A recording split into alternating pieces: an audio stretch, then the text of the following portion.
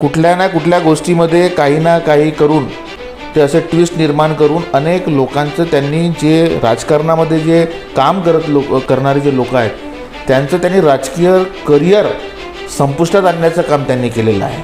आणि त्याच्याच याच्यामध्ये अनेक लोकांचं करिअर संपुष्टात आणण्यासाठी त्यांनी प्रशांत पडोळे नावाचा प्रयोग त्यांनी या भंडारा गोंदिया लोकसभेमध्ये केलेला आहे. मग जेव्हा काँग्रेसनं आपल्याला जिल्हा परिषद सदस्य बनवलं, आपण सुद्धा काँग्रेससाठी खूप मेहनत केली, मग का बरं काँग्रेस सोडली आपण?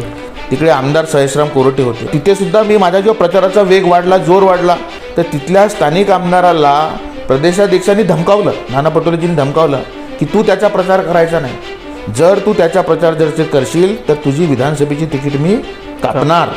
आणि ते आमदारसुद्धा माझ्या प्रचारात नेता घरी बसले. काही लोकांचं प्रश्न राहते की महागाई वाढली, बेरोजगारी वाढली, ह्या ठिकाणी भंडारा गोंदिया लोकसभा क्षेत्रात मोठ्या इंडस्ट्रीज नाही, मोठे कारखाने नाही, ज्यामुळे हजारो येथील युवकांना रोजगार मिळेल.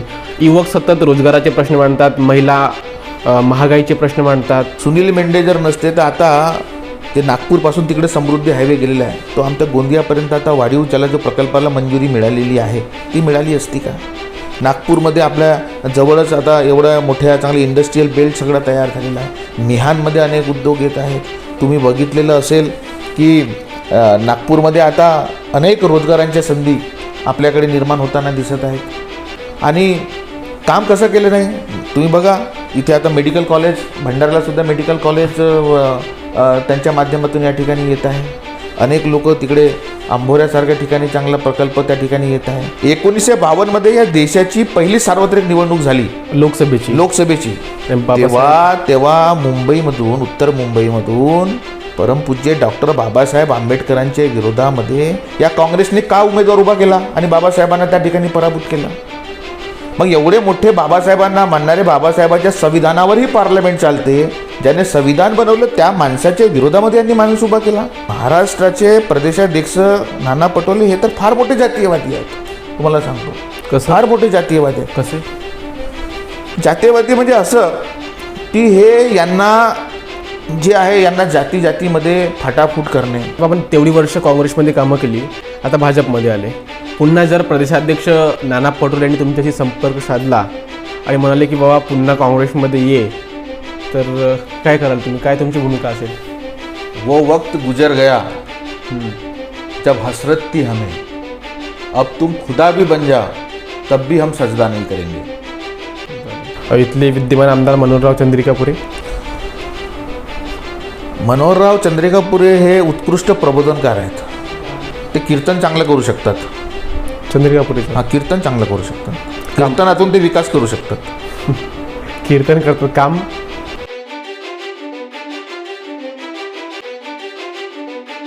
नमस्कार, मी संघर्ष उकरे आणि आपण पाहतात झकास मराठी. झकास मराठीवर आपण सलग लोकसभा निवडणुकीचे काय चित्र राहतील आपण सर्वांपुढे दाखवण्याचा प्रयत्न करतो. भंडारा गोंदिया लोकसभा ही बहुचर्चित लोकसभा आहे. ह्या लोकसभा क्षेत्रातून कोण बाजी मारणार हे सर्वांपुढे प्रश्न आहेत. कारण भाजपकडून पुन्हा खासदार सुनील मेंढे यांच्यावर विश्वास दाखवत त्यांना उमेदवारी देण्यात आली आणि काँग्रेस पक्षाकडून डॉक्टर प्रशांत पडोळे यांना ही लोकसभेची उमेदवारी देण्यात आली. दोघांपैकी कोण ही लोकसभेची बाजी मारणार आहे?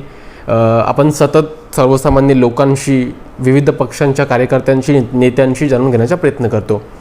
आज आम्ही आहोत गोंदिया जिल्ह्यातील मोरगाव अर्जुनी तालुक्यात. आणि मोरगाव अर्जुनी तालुक्यात ह्या निवडणुकीचे चित्र कसे राहतील, कोणत्या पक्षाचा वजन ह्या ठिकाणी जास्त राहणार आहे आणि कोण बाजी ह्या क्षेत्रातून मारू शकतो, कोणाला जास्त मतदान येईल, ह्या सर्व प्रश्नांची उत्तरे आपण जाणून घेणार आहोत. आज आमच्यासोबत ह्या बैठकीमध्ये चर्चा करण्याकरिता आहेत गोंदिया जिल्हा भाजपचे उपाध्यक्ष रत्नदीप दहिवलेजी. साहेब, स्वागत आहे आपलं झकास मराठीवर. नमस्कार. लगेच 19 एप्रिलला लोकसभेच्या निवडणुका आहेत. कसे पाहता आपण ह्या लोकसभा निवडणुकांकडे? कशी रंगेल ही निवडणूक ह्या वर्षीची? निवडणूक जी 19 एप्रिलला जी लोकसभेची होणार आहे, जेव्हा या ठिकाणी जेव्हा उमेदवारांची निवड झाली, जे विरोधी पक्षाचे जे उमेदवार डॉक्टर प्रशांत पडोळे, नाना पटोले यांनी जसं उमेदवारांचं नाव अनाऊन्स केला, बरं, त्या क्षणालाच भाजपने ही निवडणूक जिंकलेली आहे. याचं कारण असं आहे की खासदार सुनील मेंढे यांनी जिल्ह्यामध्ये पंतप्रधान नरेंद्र मोदीजी यांचा विकासाचा जो दृष्टिकोन आहे, महाराष्ट्राचे आमचे भाजपचे नेते सन्माननीय देवेंद्रजी फडणवीस, प्रदेशाध्यक्ष चंद्रशेखरजी बावनकुळे या सर्वांनी ठरवून दिलेल्या विकासात्मक ढाच्यामधनं आपल्याला कशा पद्धतीनं आपल्या क्षेत्राचा विकास करायचा आहे त्या पद्धतीनं ते गेल्या 5 वर्षामध्ये त्यांनी मोदीजींच्या नेतृत्वामध्ये काम केलेलं आहे. बरं. आणि मोदीजींच्या नेतृत्वामध्ये काम केलेलं आहे आणि त्यांच्यापुढे काँग्रेस पक्षाचा सदस्य नसलेलाही एक उमेदवार त्यांच्यापुढे आणून ठेवलेला आहे. त्याच्यामुळे त्यांच्याच पक्षात खूप मोठी नाराजी पसरलेली आहे. त्यामुळे निवडणूक काय आम्ही जिंकलेलोच आहोत. जेव्हा आम्ही लोकांशी चर्चा करतो, लोक म्हणतात की जसं आपण म्हटलं की काँग्रेसकडून जे उमेदवार आहेत ते त्यांना कोणी ओळखत नाही. काँग्रेसचे प्रदेशाध्यक्ष स्वतः नाना पटोले या क्षेत्रातून येतात आणि ते त्यांच्या जवळचे असल्यामुळे नाना पटोलेंच्या नावावर पटोलेंना मतदान भेटतील, त्यांना वोट भेटतील असे लोक म्हणतात. बघा, नाना पटोले जे प्रदेशाध्यक्ष आहेत, मी त्यांच्यासोबत या आधीपासून मी सुरुवातीपासून त्यांच्यासोबत काम केलेलं आहे. कारण मी याआधी काँग्रेस वर्षाच्या आधी मी गोंदिया जिल्हा काँग्रेसचा कार्याध्यक्ष म्हणून मी इथे होतो आणि त्याच्या आधी मी जिल्हा परिषद सदस्य म्हणून सुद्धा होतो. त्याच्यामुळे त्यांची कार्यप्रणाली मला अतिशय चांगल्या पद्धतीने माहीत आहे. ते कुठल्या ना कुठल्या गोष्टीमध्ये काही ना काही करून ते असे ट्विस्ट निर्माण करून अनेक लोकांचं त्यांनी जे राजकारणामध्ये जे काम करणारे जे लोक आहेत त्यांचं त्यांनी राजकीय करिअर संपुष्टात आणण्याचं काम त्यांनी केलेलं आहे. आणि त्याच्याच याच्यामध्ये अनेक लोकांचं करिअर संपुष्टात आणण्यासाठीच त्यांनी प्रशांत पडोळे नावाचा प्रयोग त्यांनी या भंडारा गोंदिया लोकसभेमध्ये केलेला आहे. कशा प्रकारे? कारण ते कुठल्याही म्हणजे काँग्रेसमध्ये कुठल्याही पदावर नव्हते प्रशांत पडोळे. त्याच्या आधी पदावर असणारे अनेक या ठिकाणी जिल्ह्यामध्ये अनेक नावं काँग्रेसमध्ये पण समोर आलेले होते, अनेक लोक आले होते.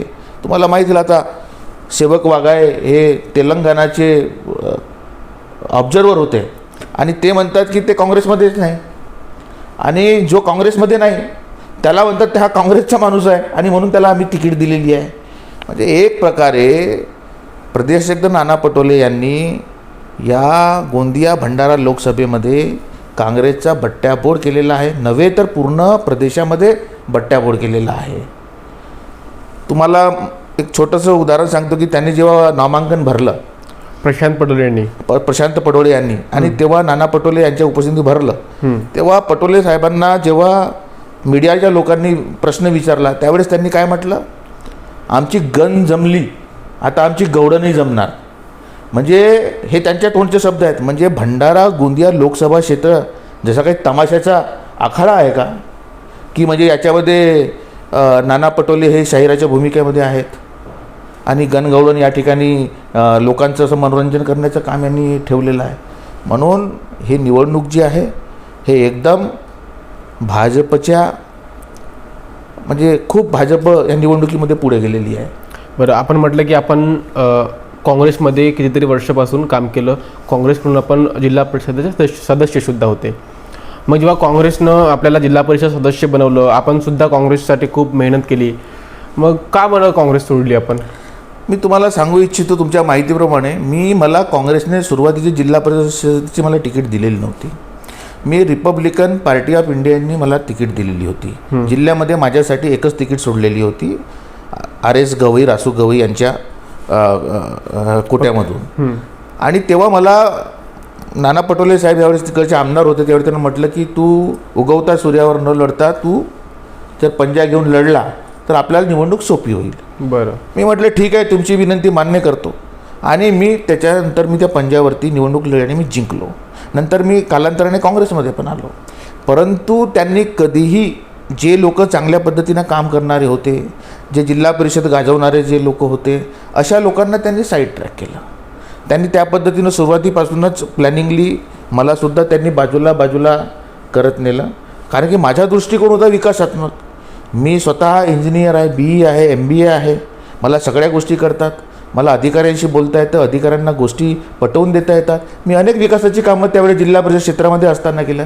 ते आमदार होते, त्यावेळेस तिकडचे आमदार होते, परंतु जिल्हा परिषद क्षेत्रामध्ये माझ्या कामांची जास्त वाहवा होत होती त्यावेळेस त्यांच्यापेक्षाही.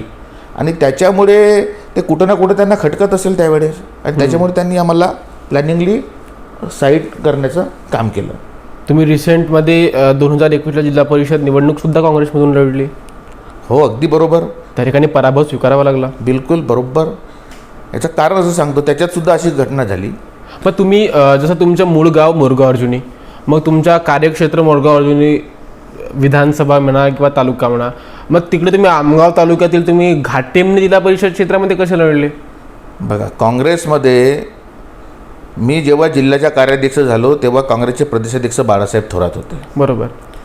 मला मी कार्याध्यक्ष होऊ नये याच्यासाठी नाना पटोलेजींनी खूप प्रयत्न केले आणि त्याच्यानंतरसुद्धा प्रदेशाध्यक्षांनी म्हटलं की तो योग्य आहे, काँग्रेसमध्ये इतक्या वर्षाचं काम आहे, त्यांनी मला जिल्ह्याचा कार्याध्यक्ष नेमलं. बनवले. परंतु जेव्हा मग प्रदेशाध्यक्षपदीच नाना पटोले साहेब आले तेव्हा तेच माझे बॉस झाले. त्याच्यामुळे त्यांनी मला पहिल्या दिवसापासून त्यांनी मला अपमानित करण्याचं काम केलं. माझ्या इकडचं क्षेत्र असतानासुद्धा, अर्जुनी मोरगाव विधानसभा क्षेत्रामध्ये माझं कार्य असतानासुद्धा, मी इकडची तिकीट मागितलेली असतानासुद्धा त्यांनी मला इकडची तिकीट दिली नाही. मलाच नाही, असे अनेक लोक जे काँग्रेसमध्ये सुद्धा जे विधानसभेसाठी इच्छुक लोक होते त्यांनासुद्धा नाकारली. शेवटी मला त्यांनी घाटटेमनी जिल्हा क्षेत्र म्हणजे भंडारा गोंदिया लोकसभा क्षेत्र सोडून गडचिरोली लोकसभा क्षेत्रामध्ये शेवटच्या टोकावर मला तिकीट यांनी दिली. मध्य प्रदेश बॉर्डरवर दिली.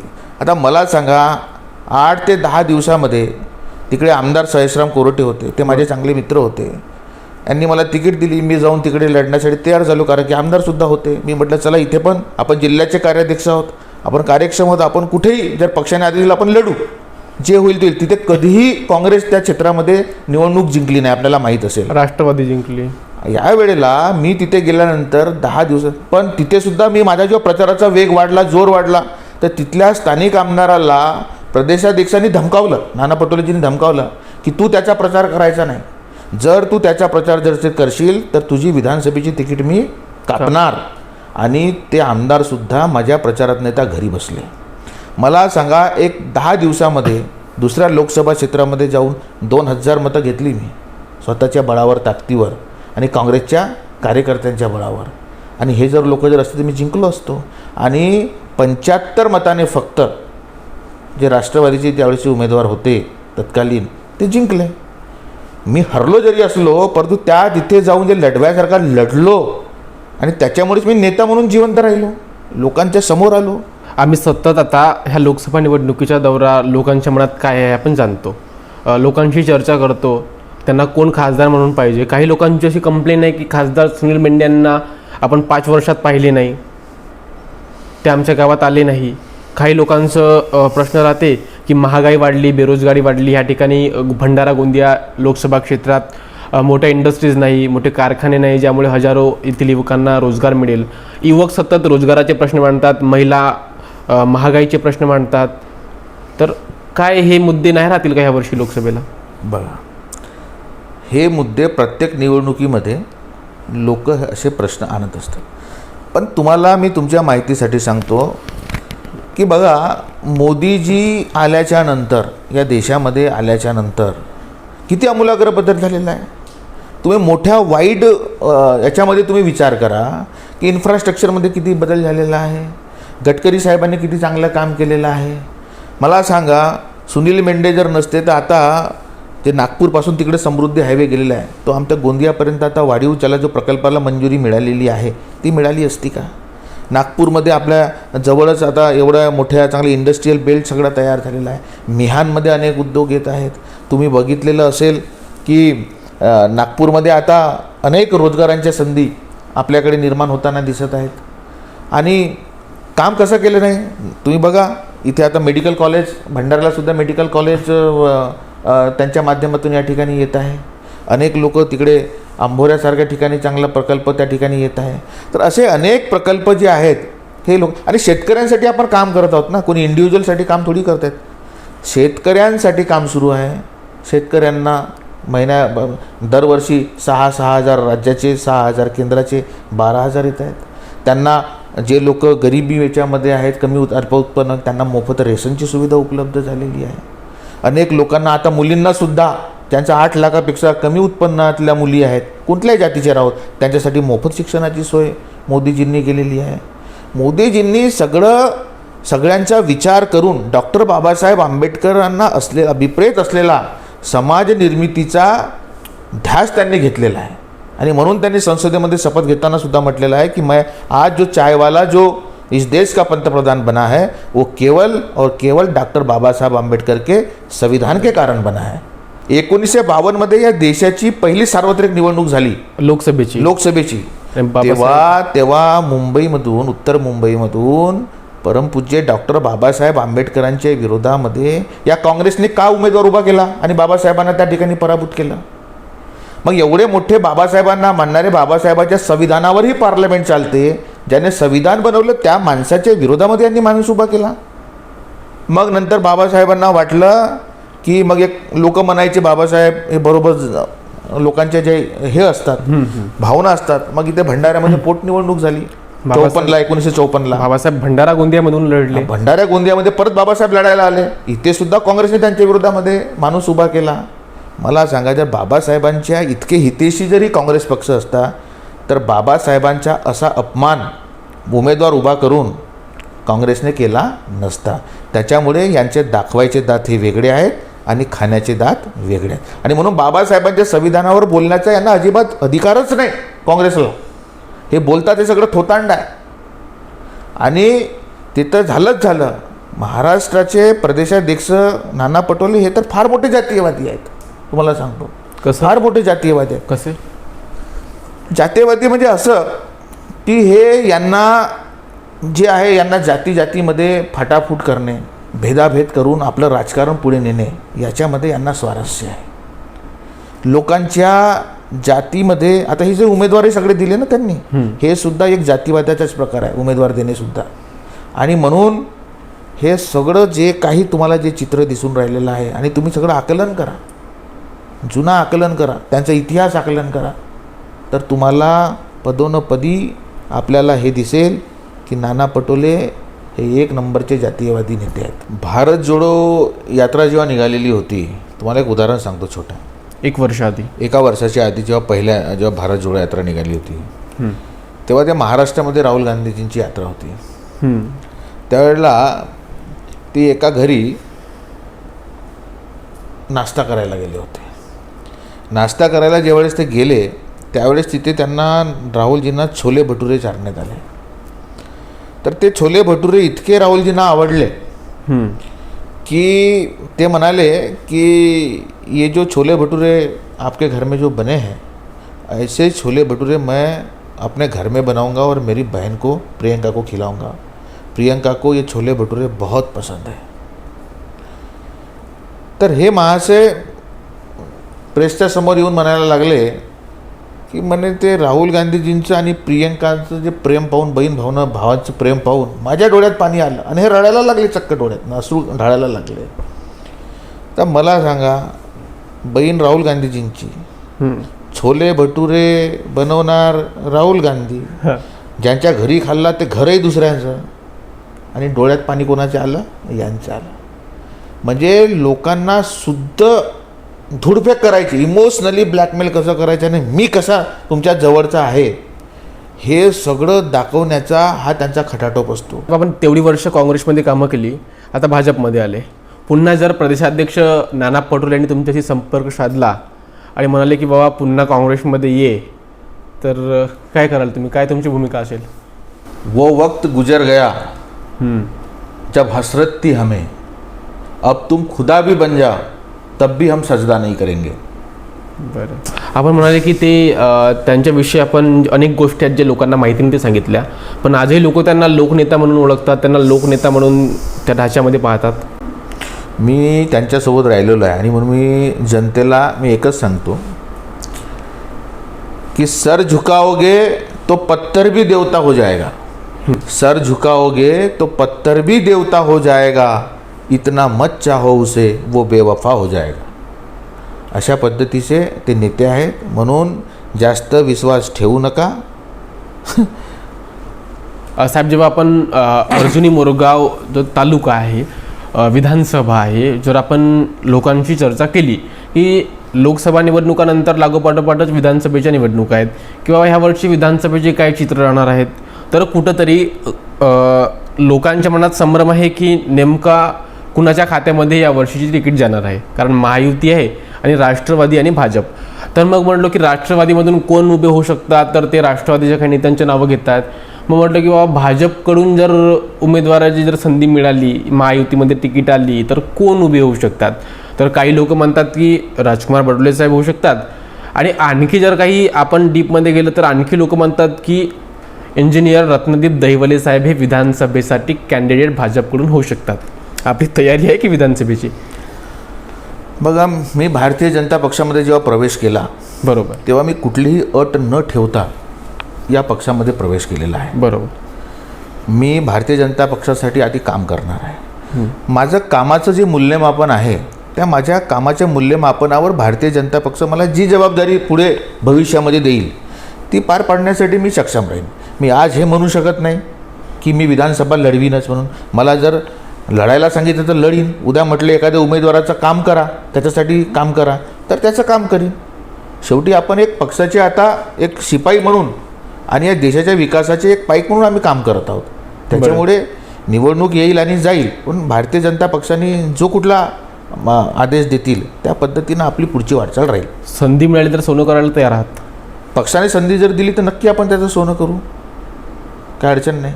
पण याचं शेवटी जे काही सर्व मूल्यमापन जे आहे हे पक्ष आपल्या स्तरावर सगळं करत असते. पक्षाची जी भूमिका राहील ती तुम्हाला मान्य राहील? पक्ष जे करेल ते आम्हाला मान्य राहील. पक्ष जे करेल ते तुम्हाला मान्य राहील. मी ह्या मुलाखतीच्या शेवटच्या स्टेपात एक रॅपिड फायर सेशन घेतो. त्यामध्ये एखाद्या मी नेत्याचं नाव घेतो, त्याचा एक चांगला गुण जो तुम्हाला आवडतो आणि एक असा गुण जो थोडा तुम्हाला खटकतो. उपमुख्यमंत्री देवेंद्र फडणवीस. अतिशय चांगलं नेतृत्व, छोट्यातल्या छोट्या माणसांना पुढे नेण्याचं काम हे देवेंद्रजी करत आहेत. आणि एक गुण खटकणारा काही असा? त्यांच्यामध्ये खटकणारा असं गुणच नाही, ते सर्वांना सामावून घेणारं असं नेतृत्व आहे. बरं. प्रदेशाध्यक्ष काँग्रेसचे नाना पटोले साहेब. ते ब्लफ मास्टर आहेत. Club master? हां, ब्लफ मास्टर आहेत. बोलतात तसं वागत नाही. आवडतो कोणता गुण त्यांच्या? गोड बोलतात, चॉकलेट देतात. आवडतो? हां, चॉकलेट देतात. लोकांना आवडतं, मला नाही आवडत. लोकांना आवडतं? लोकांना आवडतं त्यांची चॉकलेट. बरं. खासदार प्रफुल्ल पटेल. एक विकास पुरुष, भंडारा गोंदियाला एक मिळालेली मोठी देणगी. बरं. माजी पालकमंत्री परिणय फुके. अतिशय कामासाठी म्हणजे लोकांच्या विकासासाठी झपाटलेला असा नेता. बरं. एखादा असा गुण की त्यांनी चेंजेस करायला पाहिजे काही? चेंजेस म्हणजे त्यांचे चेंजेस करण्यासारखं काही नाही, परंतु ते अतिशय संयमी नेते आहेत आणि सर्वांना त्यांची भूमिका ही सामावून घेण्याचीच असते. त्याच्यामुळे अनेक वेळेला ते तोंडावर बोलतात, तर एखादी तोंडावर बोलत असल्यामुळे कोणाला त्यांची गोष्ट खटकू शकते, परंतु त्यांच्या मनात असं काहीच राहत नाही. बरं. काँग्रेसचे जिल्हाध्यक्ष दिलीप बनसोड. दिलीप बनसोड म्हणजे आयत्या घरात घरोबा. आयत्या घरात घरोबा म्हणजे काँग्रेसचे नसताना सुद्धा डायरेक्ट जिल्हाध्यक्ष बनले.